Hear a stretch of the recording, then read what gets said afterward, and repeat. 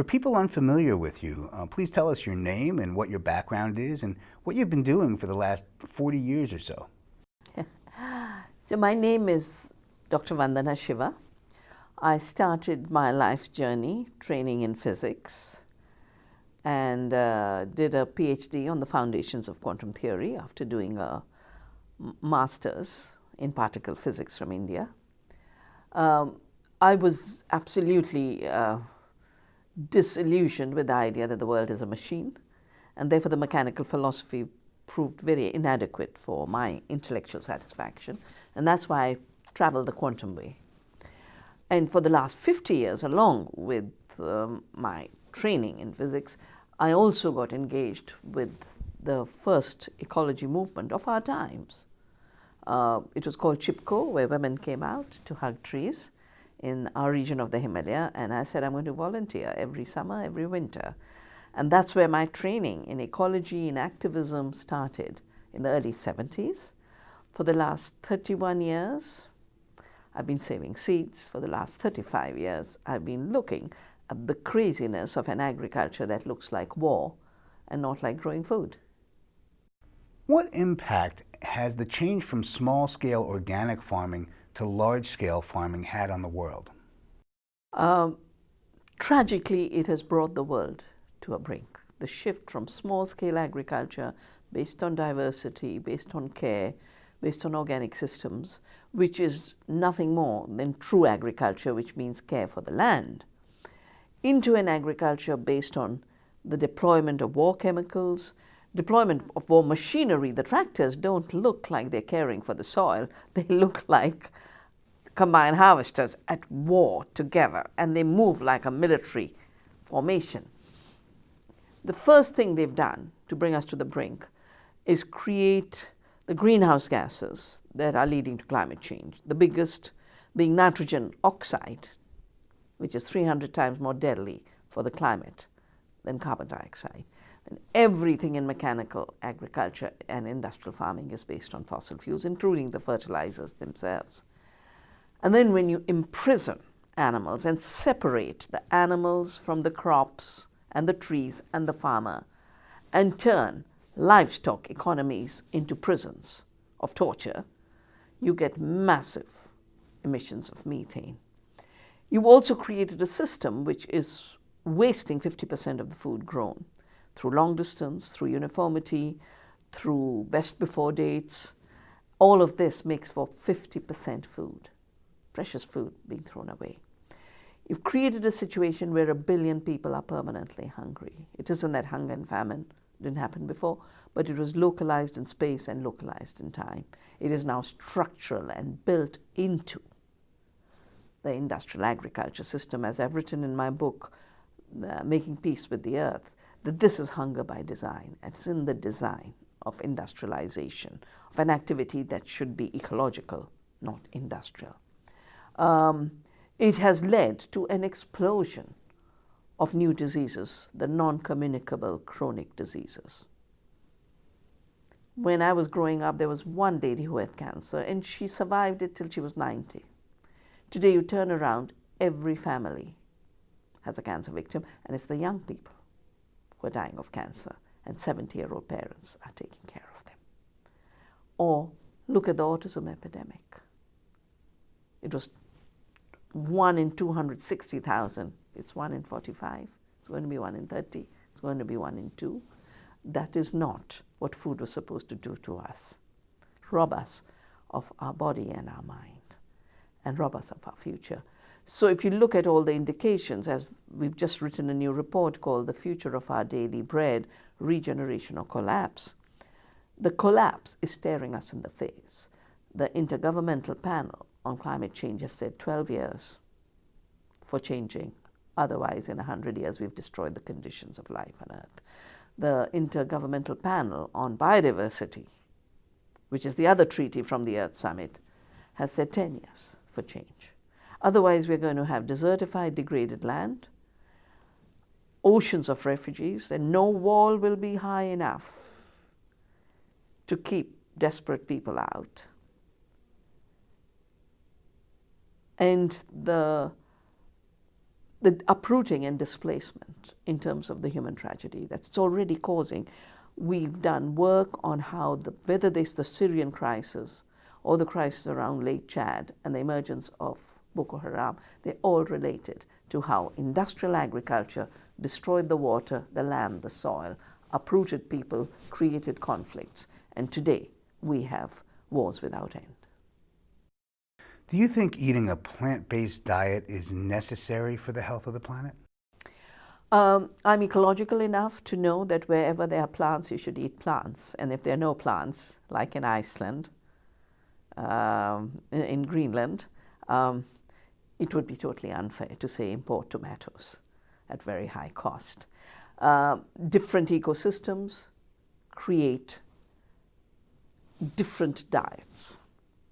And the small ecological footprint of the diet is what matters in the ecological sense, not a fundamentalism to impose what would be a non-sustainable diet for one place on another place. Eastern Asians had lactose intolerance. They've never had lactose-based diets. That's why they evolved the whole diet based on soya. A plant-based diet is, of course, all life on this planet begins with photosynthesis. The sun shining and making everything we need, with the food we eat, the fiber we wear, including the food for all animals, including humans. I think we need to be pluralistic in everything, because I have watched my country destroyed by fundamentalism, as I'm watching America destroyed by all kinds of fundamentalisms. Ecological footprint reduction is vital. I would say factory farming and animal products from our factory farms have no place on a compassionate planet. They should be absolutely stopped. But I would not hound a yak-keeping person in the Tibetan desert where nothing can grow, or the camel herder in the Thar desert to say, no, you're not going to live on your camel or its milk, or in the Sahara. I think we need ecological diversity and the diversity of the mind, and a very clear idea of violence, what violence to life is. I believe plant-based diets based on huge monocultures of soybean, Roundup-ready soybean sprayed with glyphosate that we now know is a carcinogen, which is tearing down the Amazon, which has destroyed the savannas and the forests of Argentina. This plant-based diet is part of the violence against the planet and the local people. Why should we be concerned about animals? Does it really make a difference how we treat them? I come from a civilization that calls itself Vasudhaiva Kutumbakam, the earth as one family. And whether it be the microbe in your gut or other animals, because we are animals, we forget we are animals. We think animals are outside humans. No, we are animals. We'd better be compassionate to other humans. We'd better be compassionate to all life on earth, because it's a condition of our being. We depend on life on earth. We are a continuum. And I think colonialism, the anthropocentrism, the patriarchy, the racism that it gave birth to, that bundle of funny emotions and hierarchies 500 years ago, it is a very violent system. And it's a system based on exclusion. And it's a system that declared that the earth was dead, which got accelerated after the finding of coal and fossil fuels, to define living systems as dead, and movement and creativity coming out of dead fossil carbon. The definition of nature as dead also defined animals as merely milk machines or meat machines. And that is a violation of the way the earth works. She's living, she's Gaia. It's a violation of the rights of all beings. We have worked together on the rights of Mother Earth and all her beings as a declaration that's parallel to the Universal Declaration of Human Rights. And the violation of all beings can also be a violation to plant beings, because not only are we waking up slowly in the industrial world that animals are sentient beings, we're waking up to the fact that plants are sentient beings too. What's going on with insects and pollinators? Are their numbers declining, and how does that affect us? In industrial agriculture, wherever there's spraying of pesticides, wherever there's spraying of Roundup, which kills the plants on which the monarch butterfly, for example, feeds, you have a decline of 90% in the monarch butterfly population. In intensively farmed, chemically intensively farmed area, you have 75% disappearance of the bee population. On the other hand, when we do biodiversity sensitive farming, as in Navdanya, the movement I started, on our farm in Dehra Dun, that is a research, conservation and teaching farm, we just did a study. The pollinators are 6 times more than in the forest. So the forest is the highest that nature creates in that ecosystem. But just by planting lots of diversity and creating lots of food for different pollinators, we've created a pollinator sanctuary when all we were doing was saving seeds. It was a seed bank. On the other hand, in the areas where Bt toxin is grown, Bt cotton, now Bt cotton has a toxin in it which is in every cell of the plant. It's in the pollen of the plant. Our studies are showing there's not a single pollinator on a Bt cotton plant, not one. If you were in charge of the food system in the United States and the rest of the world, what 5 to 10 action steps would you take?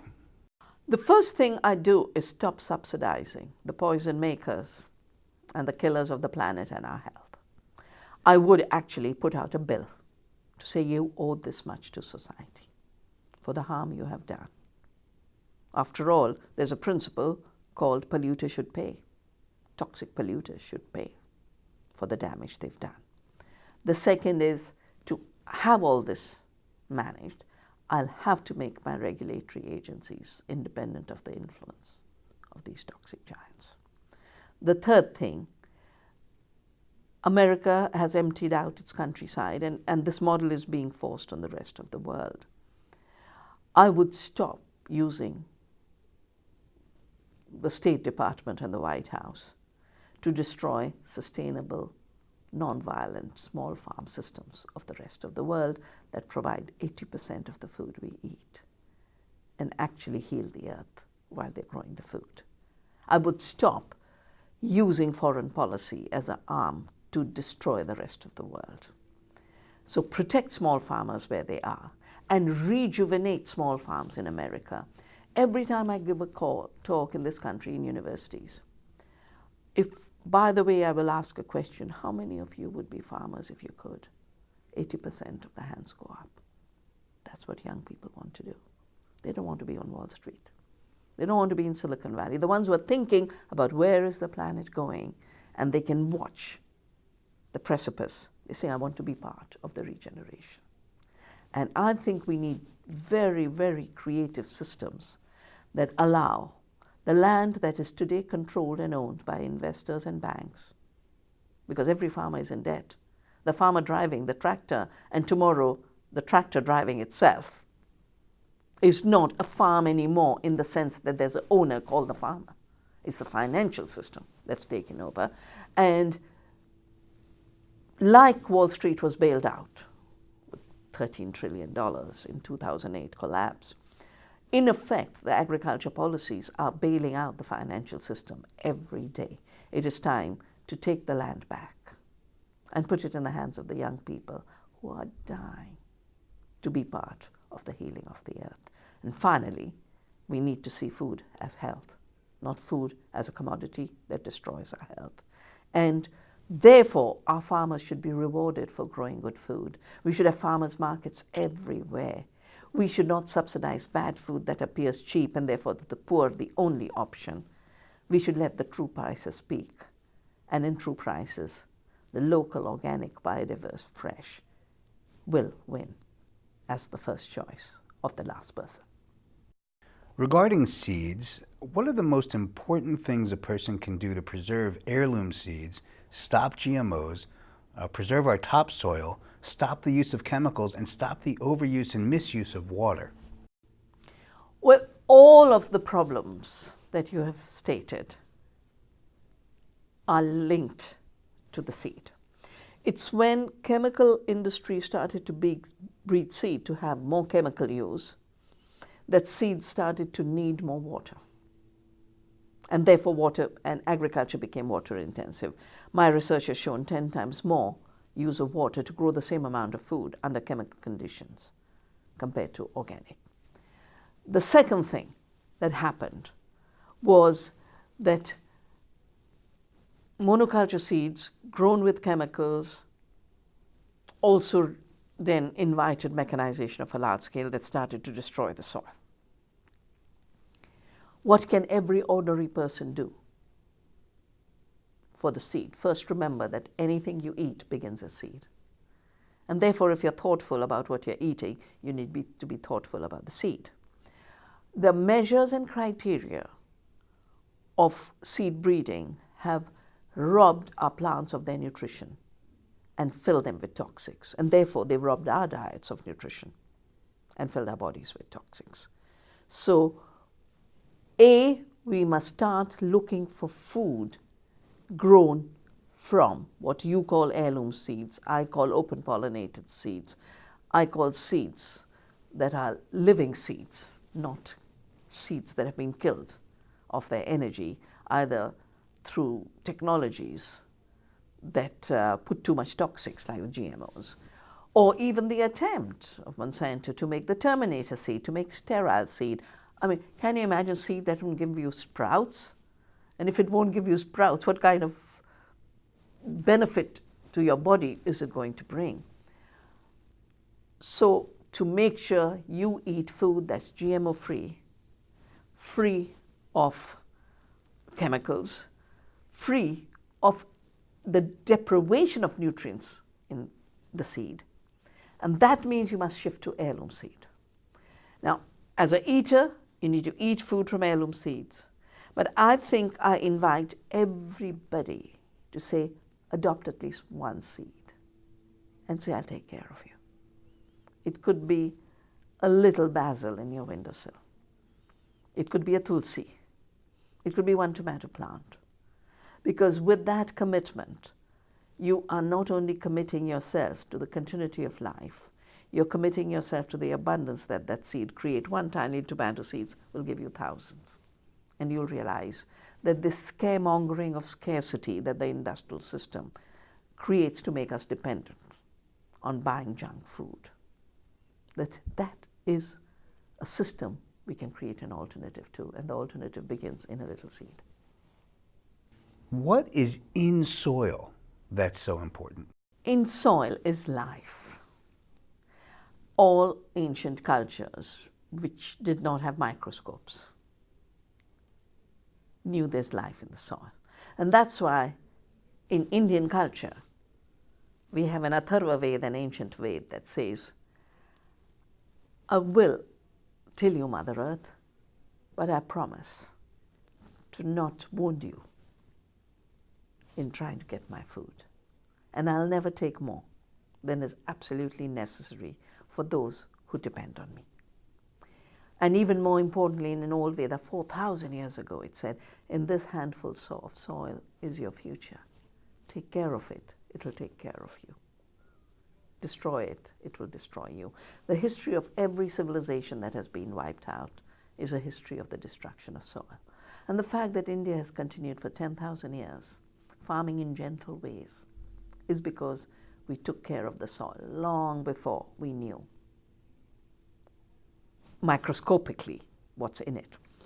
The British sent an agricultural scientist. At that time there was no agriculture science. He was called the economic botanist, Albert Howard, to India to introduce industrial farming.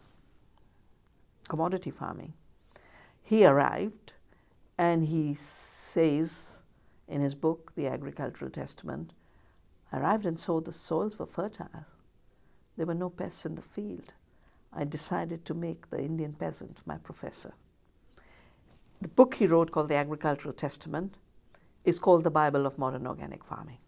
It's been published by Rodale in America, Soil Association in England, and the modern organic farming grew from these systems. What were these systems? These were the ancient systems of taking care of the soil. But what Howard did was use his scientific training to understand why the systems that Indian peasants had used had created lasting systems and perennial systems. And as he says, farming here is as permanent as the prairie, as the forest, as the ocean. And the two laws he learned were the law of biodiversity and the law of return. You must give back. And he focused on the trillions and trillions of soil microorganisms there are. He focused on the mycorrhizal fungi, which is the fungi that they're now finding that in a cubic inch of soil, it's 8 miles of it. And it can go to a tree far away and pick up the nutrients and to bring it to a plant that is impoverished. They've done new experiments that have shut off nutrition to particular plants. And they find the soil fungi is redistributing nutrition and creating a soil food web. There's new research that's showing that the soil is a much richer communication system than the World Wide Web. We call it the soil web. There's more communication going on. And even Darwin, who's only cited in industrial society as supporting competition, which wasn't true, they distorted the reading of the survival of the species. He's written 2 books that to me are extremely important. Not very popular, not very read. I think every school child and every college student should be reading it. One is called The Mold. It's about the earthworm. And Darwin writes, when the history of human evolution is written, this species will get the credit for supporting humanity. Because it's the earthworm mold is what is the true fertilizer. Much more efficient than all the nitrogen, phosphorus, potassium we apply. Much more efficient in giving us micronutrients. And the second extremely important book that he wrote was on the root of the plant, which he called the brain of the plant. And he's talking about the amazing communication going on between the root and the soil microorganisms, including the fact that those who are now fascinated with the plant-based diet, in India we knew plants can fix nitrogen and give us good protein. At the time the West had no idea that either of these things are possible. For them protein came from meat and nitrogen came from synthetic fertilizer. The rhizobium in the root of the leguminous plant, the nitrogen-fixing plant, is a non-violent alternative to the violent systems of creating synthetic fertilizers by blasting fossil fuels at very high temperature to then ruin the soil, kill every soil organism, ruin the water with nitrogen runoff and the dead zones, and ruin the atmosphere with nitrous oxide. We have to learn from the soil how to live together as humanity. And we've done a manifesto called Terra Viva. People can go to the website of Seed Freedom to see it. Terra Viva is about our soil, our commons, our future. And while doing it, we realized that the word for fertile soil in Latin is humus. The root of the word for humanity is humus. We are the soil. How has the number of varieties of foods changed in the last 100 years? How many varieties of each food crop existed 100 years ago versus today, and does this matter? We used to eat 1,200 species of plants across different cultures in the world. 1,200 species. And in each species, there were hundreds of varieties. Take, for example, the rice. It was evolved from a wild plant called Oryza sativa. Indian peasants evolved 200,000 rice varieties. 200,000. The Mexican peasants and the peasants in Mesoamerica took one wild plant called the teosinte and turned it into thousands of varieties of corn of every color. Why does diversity matter? Diversity matters first and foremost because each crop was bred for particular reasons. It could be different tastes, different processing qualities. It could be different climate conditions. We have saved rice varieties that can tolerate salt. So when the climate change, cyclones and hurricanes come, farmers don't lose a crop. We have rejuvenated agriculture after the Orissa supercyclone, after the tsunami, after Cyclone Phelan. This salt tolerance trait would have been wiped out with the Green Revolution push, but we saved the seeds. We've saved 4,000 varieties of rice. We've saved every lentil and every pulse and legume that Indians ate. So for nutrition, for taste, for health, for resilience, we need the diversity. Diversity is not a luxury, it's the essence of life. Pro-GMO people say that GMOs have been used successfully to save the Hawaiian papaya industry. Does this mean to you that GMOs have a place in our food system?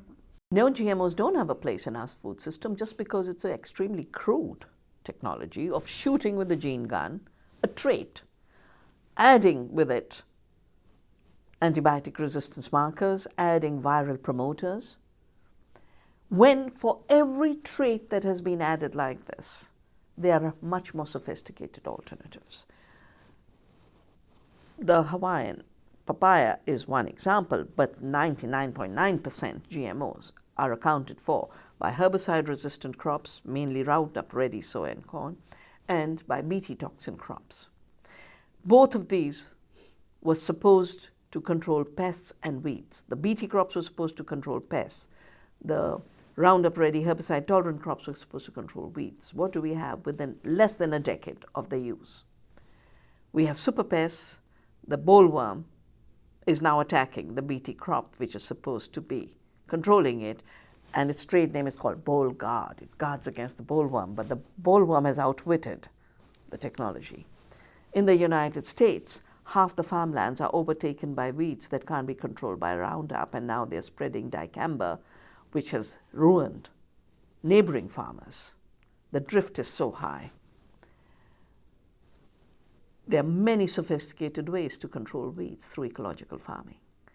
In Navdanya, we have zero pests on our farm through diversity, because when you have diversity of plants, you have diversity of insects, and you have an amazing system of relationship between friendly insects that control the others that could destroy your crop. Ecological pest control is now established as the only sustainable way to regulate pest population. And the same goes for viruses. Give the papaya good nutrition, good soil nutrition, and select from varieties the virus-resistant papayas. You don't need GMOs. So the idea is the only way. I mean, when I started to save seeds, and we had saved the salt-tolerant varieties, Monsanto was putting up ads to say, oh my God, climate change, 9 billion people to feed. Without GMOs, we won't be able to do the work. No, all you did was try and steal our climate-resilient seeds. That's not brilliance. And good science does not need propaganda. Good science has worked in the quiet. The loudness of the propaganda machine that is a necessary companion of the biotech industry is something that should worry people. How long before water shortages affect the Western lifestyle? I think water shortages are already affecting large parts of the West and the Western lifestyle. I'll give you just two examples. The Californian drought is already having very, very high costs. California is a desert. It should have been farmed like a desert. It shouldn't have been mining the aquifers. It shouldn't have been diverting the rivers for the intensive irrigation for industrial farming. Or take the story of Syria.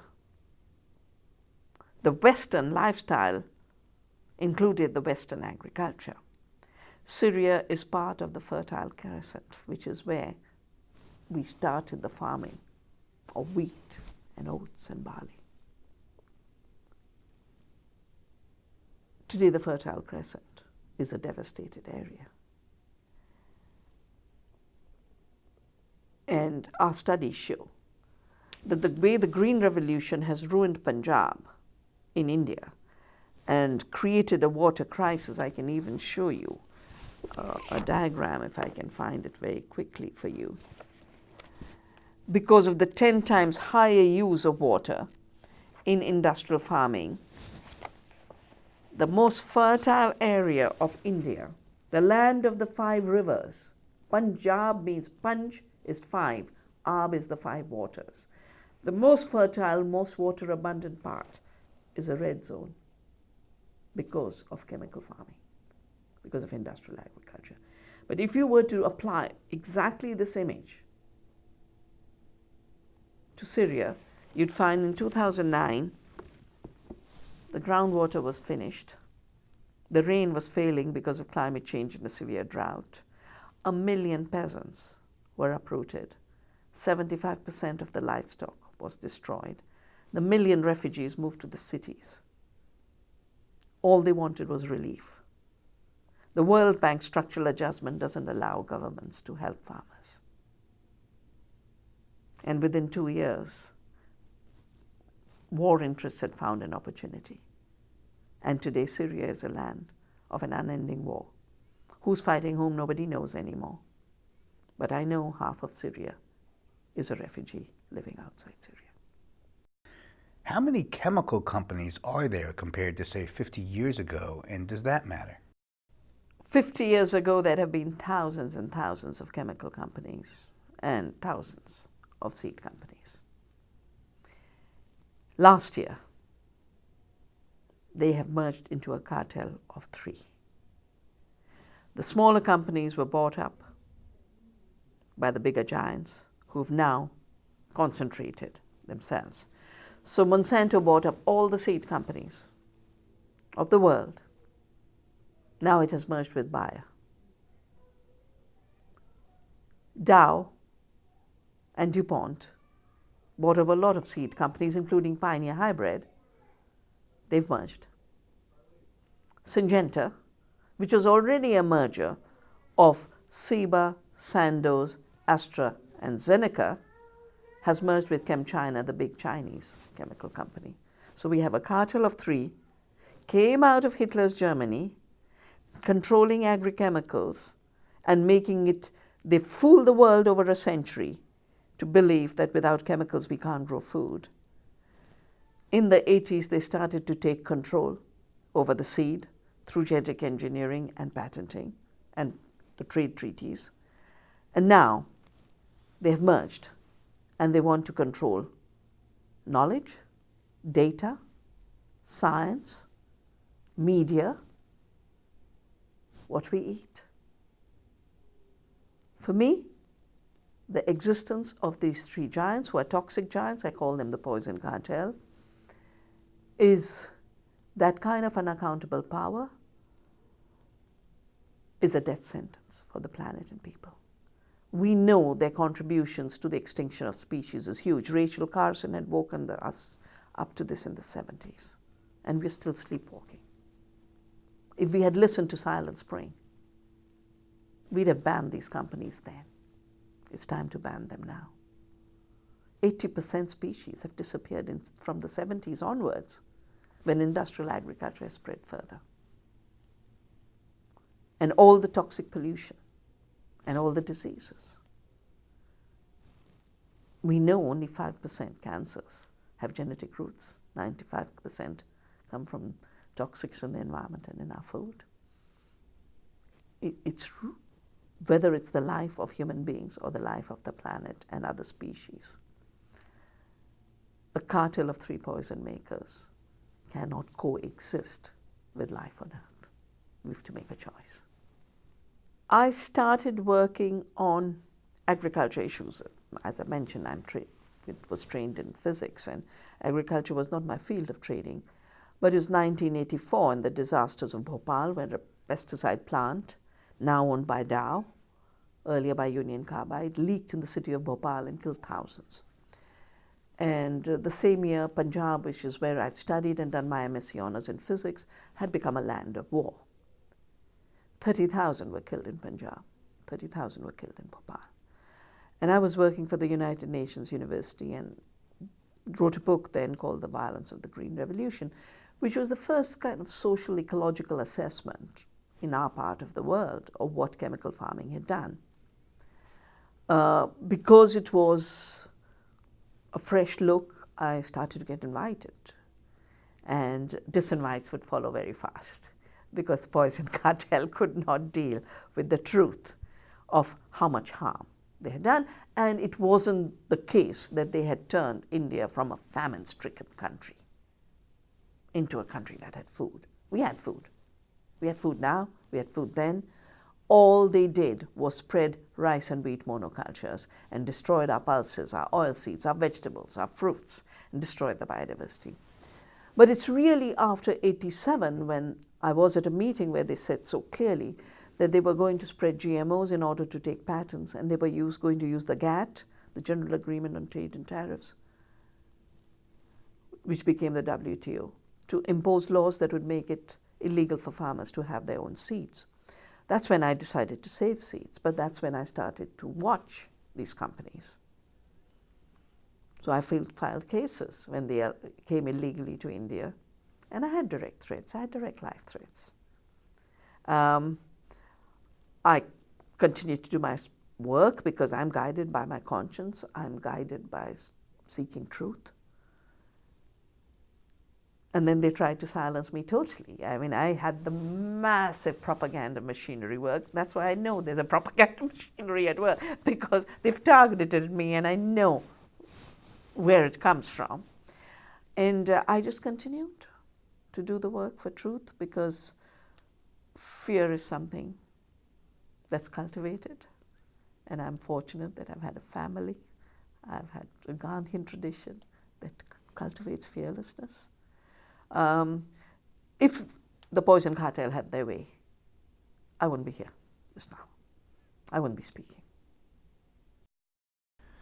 Are pesticides, fungicides, herbicides, insecticides, and other chemicals safe for people, pollinators, the food system, the soil, the water, and the planet? Well, the word insecticide, fungicide, pesticide, herbicide tells you they're designed to kill. And every one of the chemicals we use in agriculture were originally designed for war, to kill people, human beings. Pesticides have their origins in the gases used in Hitler's gas chambers, Xylon B. Herbicides, the first big popular use was Agent Orange in the Vietnam War. The veterans are there to see how safe they are for us. The children being born deformed in Vietnam today are there for us to see how safe they are. Something designed to kill will kill. To then, having designed it to kill, to say no, it won't kill, is the most blatant lie that can be spoken, hiding behind a pseudoscience. Because real science teaches you not only that they are unnecessary because there are better ways to farm and produce food, but that their hazards are real. I have watched so many scientists being sacrificed because they did real science. Arpat Putsai, Eric Seralini, Ignacio Chapella. We could do a whole book that thick on the good science that was silenced. Except that some people won't be silenced. Ignacio refused to be silenced. Seralini refused to be silenced. But Arpat got a stroke because he was such a a deep scientist working in his lab. He didn't even know the real world of brutality out there behind these poison makers. What is the state of water shortages throughout the world as of 2019? If you were to ask me, in the various threats humanity faces, what are the most urgent? I think the most urgent is that we are being made to grow on hate, and we can kill each other before chronic diseases kill us. Just the hate phenomena. Look at the number of conflicts that have been created along lines where there was no problem in the past. Land and water, land degradation and water crisis are the second most urgent. They already are very urgent in large parts of the world, and a major reason for the massive migration from rural areas to urban areas is that industrial agriculture, chemically intensive, water intensive, energy intensive, capital intensive, has so dispossessed the farmers and so destroyed the soils, people can't make a living in farming anymore. And when most of the world is farming, in the US you might think most of the world isn't farming because you've reduced your farming population to a number that's smaller than the number of people in the jails here, but most of the world farms for a living. And when that's taken away from them, they're refugees. And when too many livelihoods are taken away from a society, you get a crime economy. I was at a tribunal, public tribunal in Mexico, which started to get destroyed with NAFTA and then the WTO. And at this tribunal, which was actually on corn, on the GMO corn, which they haven't yet allowed to enter, there was an economist who was presenting the data and said with the destruction of peasant livelihoods and small-scale entrepreneurship, 1/3 of Mexico's economy was now a crime economy. If you read the statements of those who took the long caravan from Honduras through Mexico, each of them is talking about the end of farming and the rise of crime as making life impossible where they are. So we have to make peace with the earth, and we have to make peace within our societies, and there's only one way: ecological farming systems. Farming, in my view, when I was young and I chose to be a physicist, understanding the world was the most urgent task for me. Today, good farming is the most urgent task. What is the ideal system for farming? Because the planet is so diverse, we can only identify the ideal principles that should be in all good farming systems that produce good food. Some places there'll be more plants, in some places there'll be more animals, in some places there'll be more trees, in some places there'll be more annual crops. Some places will be rice and some places will be corn. So uniformity is an enemy of good farming. Diversity is the signature of good farming, both diversity within the farm and diversity across farming systems. But I increasingly feel that the diversity of the farm includes diversity of cultures now, because it's farming that creates different and unique cultures. This is what has created all the languages.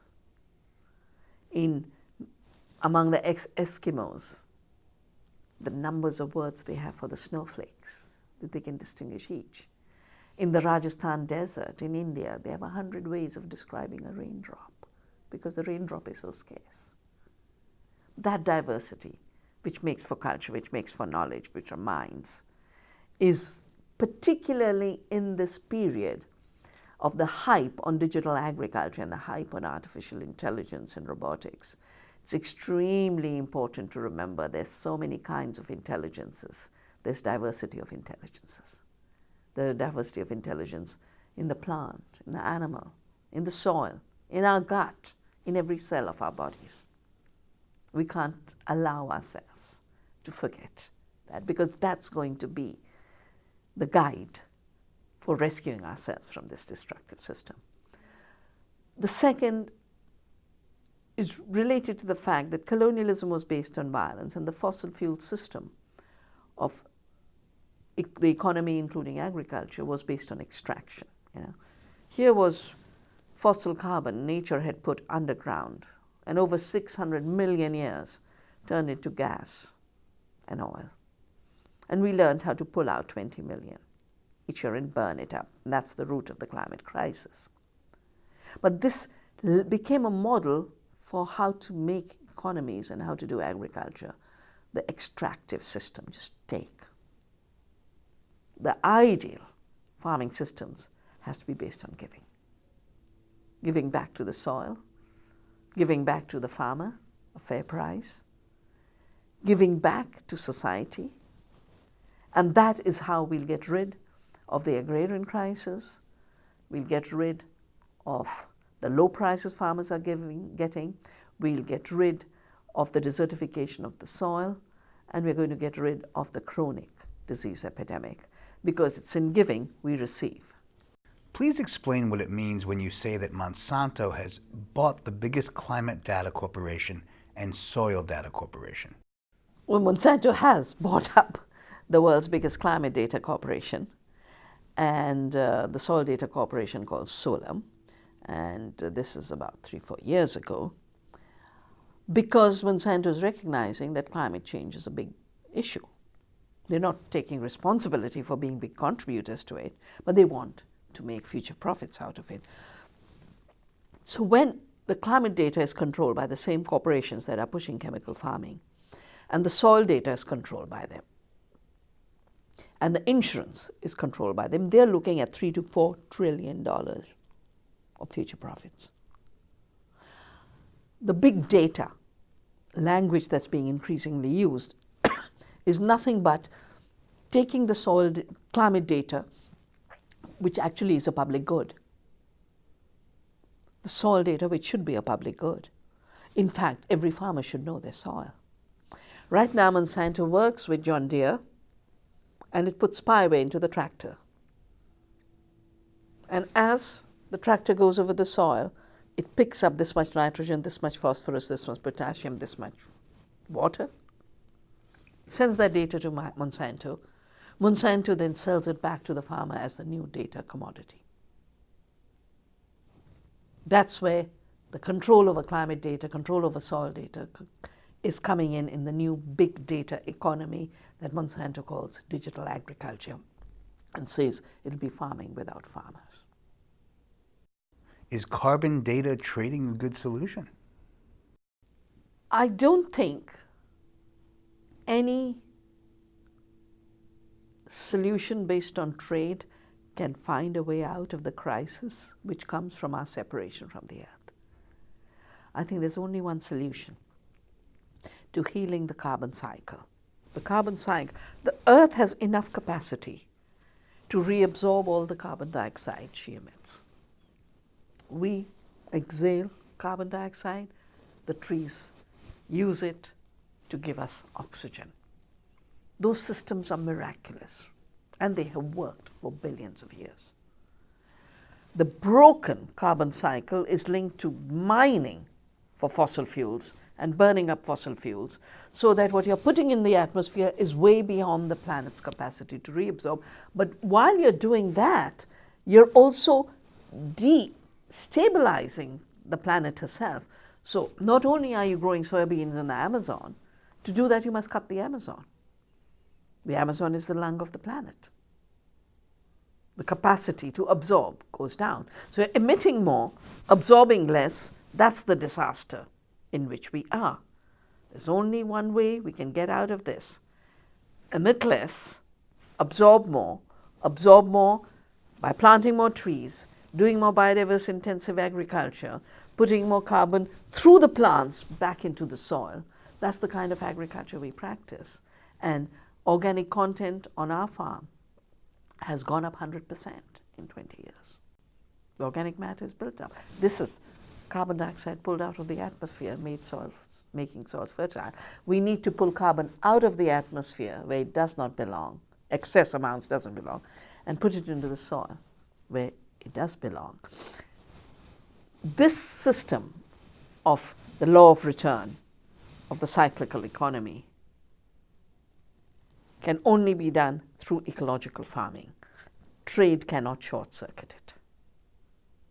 It can fool us because we've got so used to thinking money is the solution. But money cannot be a solution to ecological problems. Ecological solutions are solutions to ecological problems. What influence do the richer countries have on Africa, India, and poorer countries? It's extremely sad to watch how governments of the rich country have become sales agents of the chemical industry. And the billionaires who become billionaires because of deregulation, because of globalization, have merged with government aid. And a very, very good example is the Alliance for the Green Revolution in Africa. The Green Revolution has devastated India. It was imposed on us by the Americans, the chemical industry. Africa is now facing this imposition, and Bill Gates is driving it. The Gates Foundation is a very big player in how to do bad agriculture. Other ways in which rich countries' governments influence what happens in Asia, in Africa, is because they turn aid into the creation of markets. This used to happen with World Bank. I remember when I used to do world studies on the World Bank, for every dollar of aid the World Bank gives, $3 of business is generated. And we get indebted.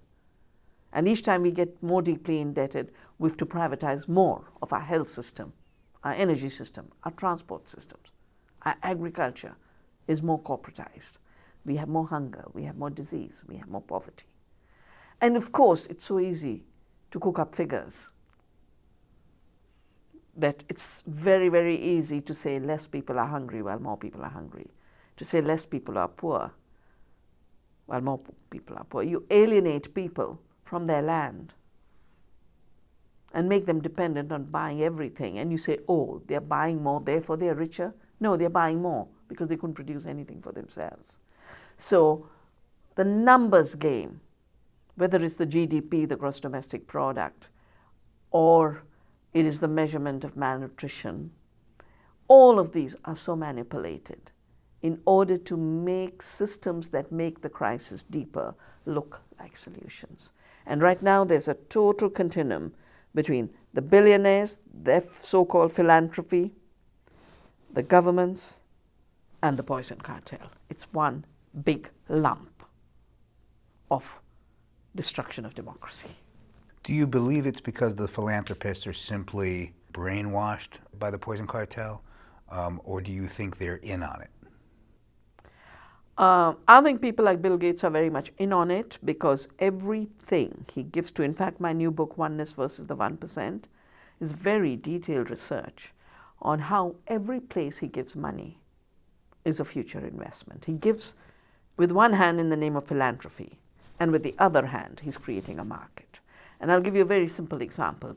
So we had the first generation GMOs, which were the herbicide tolerant and the Bt toxin, and Gates had no role in this.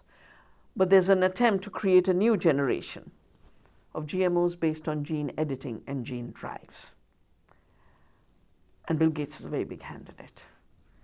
So he's created a private company. He's giving money for the research. He's giving money for the patenting. He is also invested in a firm called Editas, which owns the patents on all gene editing. So of course he's pushing this totally unreliable failed technology to make it look like a miracle, because his investments are in that field. I think the PR machine is what is robbing us of our ability to think independently and make decisions for the good of the planet and our own welfare. What do you see as the importance of the Real Truth About Health conference? Well, the first thing that attracted me when I got the invitation from the Real Truth About Health conference was the 3 words in the conference title: real, truth, and health. Because my work, I'm an ecologist. I started to work on seeds because of my passion for biodiversity and the freedom of life on Earth. But today I'm realizing, without having sought answers for health problems, that in good farming are the solutions to good food. That actually a real farmer producing real food is giving us real health. And that any platform for real truth is the place for freedom and democracy in this world of post-truth, where the Poison Cartel rules our agriculture and our health, because the same people give us cancer and then sell us the patented cancer drug. It's the same Poison Cartel. Grew out of Hitler's Germany. I think it's extremely important to have platforms where people can hear the truth and follow it up independently, independent of the din of the post-facts, of the post-truth, the fake articles planted where in the Monsanto papers and the case in California, it's all out now. How many scientific papers, how much media reportage has been ghostwritten by Monsanto? Places like the Real Truth About Health conference are places to speak honestly and hear the truth.